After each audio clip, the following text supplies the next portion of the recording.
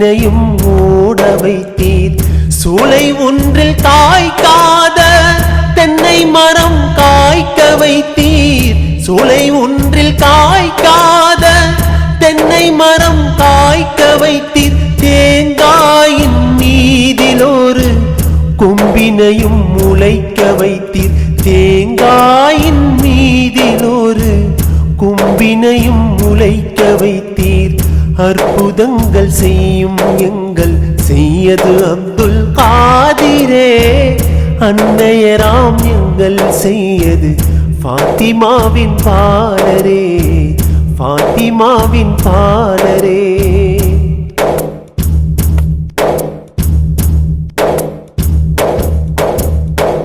தந்தைக்கு வந்த பிணி கருவிலிருந்து